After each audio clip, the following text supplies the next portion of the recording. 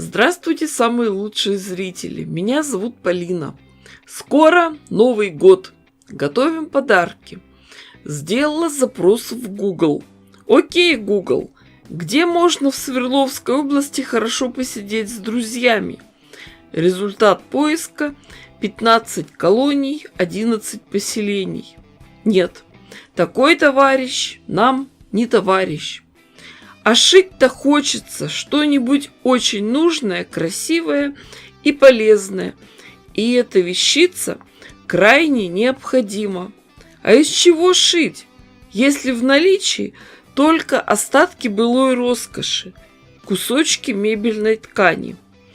В общем, никогда не жалуйтесь на судьбу. Ей, может быть, с вами тоже не очень приятно.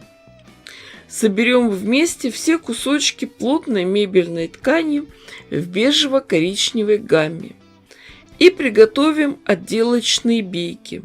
Из темно-коричневой ткани нарежем полоски шириной 3 см.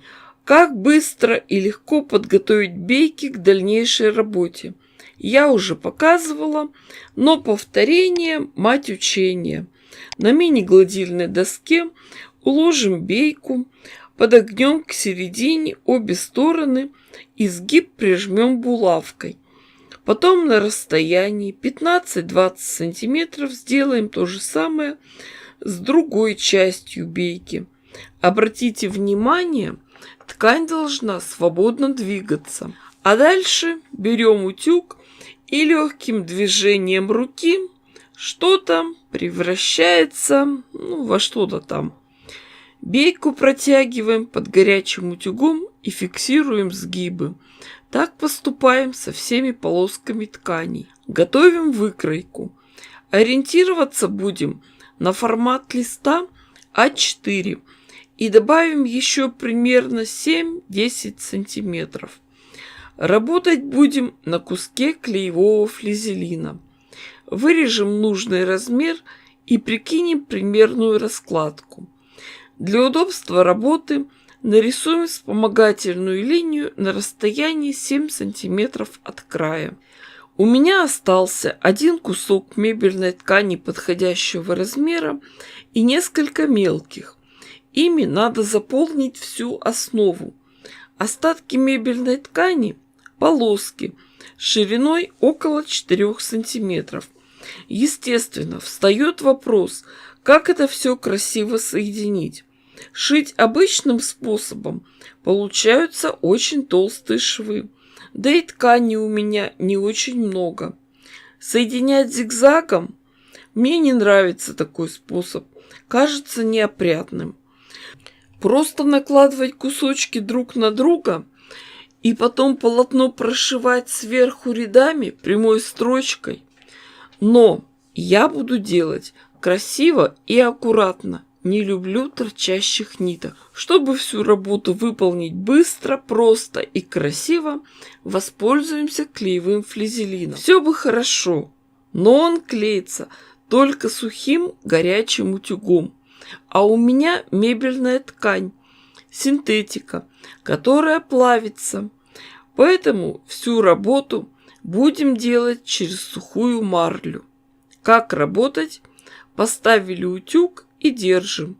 Потом переставляем на другое место. Дожидаемся остывания заготовки, чтобы все слои хорошо соединились. После этого подровняем и уберем лишнюю ткань. И продолжим работу по заполнению основы. Помните, мы на расстоянии 7 см от края рисовали линию. Она нам нужна для выстраивания рисунка. Полосками заполняем свободное место. Думаю, вы все узнали этот классический способ – елочка. Подбираем отрезки, подходящие по длине и по цвету. Конечно, когда ткани мало, сильно не разгуляешься, но все равно будем стараться. Утюгом зафиксируем ткани. После этого уберем, отрежем лишнее, ориентируясь на края клеевой основы. А теперь можно приступать к дальнейшей работе. Подготовленными бейками будем закрывать все соединения. Надо следить за последовательностью нашивания беек. Сначала прошиваем все короткие части, а потом перейдем к длинным. Бейки пришиваем 2 строчками. Сначала шов прокладываем с одной стороны, потом с другой. Расстояние от края 1 мм. Не обязательно обрывать нитки. К нужному фрагменту можно подобраться по краю или по пустому полю между деталями. Получается очень красивое, ровное, аккуратное соединение. Бежево-коричневые детали и темно-шоколадная отделка сочетаются между собой. Выглядит очень сдержанно и благородно. На готовой детали немного закруглим углы. Сначала срежем один, потом по нему выровняем и другой. Подкладку сделаем точно такого же размера. Сложим обе детали вместе, лицом к лицу. И остается только проложить шов по краю, оставив отверстие для выворачивания. Мебельная ткань с мелким ворсом. Шить такую сложно. Ткани смещаются. Поэтому детали сколем булавочками, а уже потом прошьем. Булавки втыкаем поперек шва. Даже если иголка швейной машинки на нее попадет, то спокойно перешагнет. У прошитой заготовки подрежем, уберем прямые уголки и сделаем надсечки в местах закругления. Остается только вывернуть заготовку. Уголки лучше не давить ножницами, а очень аккуратно снаружи вытянуть иголкой. По краю заготовки сделаем отделочную строчку. Я очень подробно рассказываю и показываю все секреты шитья, чтобы даже у новичков не возникало вопросов. Определим размер готовой сумочки-косметички. Потом просто по краю прошьем на швейной машинке. Но получается очень много соединений, вы смотрите сами. Может быть, вам легче сделать этот шов на руках. А торчащие нитки аккуратно спрячем. Вставим в иголку, уберем вглубь материала, там свяжем между собой эти концы и отрежем лишнее.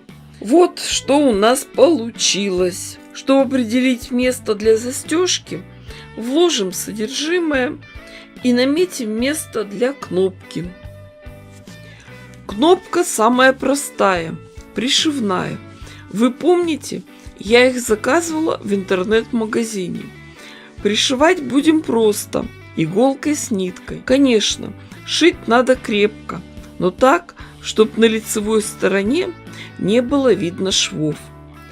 Получилась у меня замечательная сумочка-косметичка для всего. Сейчас везде просят предъявить паспорт и QR-код или сертификат о вакцинации. А трепать по сумкам документы не хочется. Поэтому наша сегодняшняя пошивушка будет как раз кстати. Но будем надеяться, что это быстро закончится. И во всех сумочках-косметичках мы будем носить и хранить что-нибудь другое. Всем желаю крепкого здоровья, тепла и уюта вашему дому. Подписывайтесь на канал, ставьте классы, пишите комментарии. С вами была Полина. Всем пока-пока и до скорых встреч!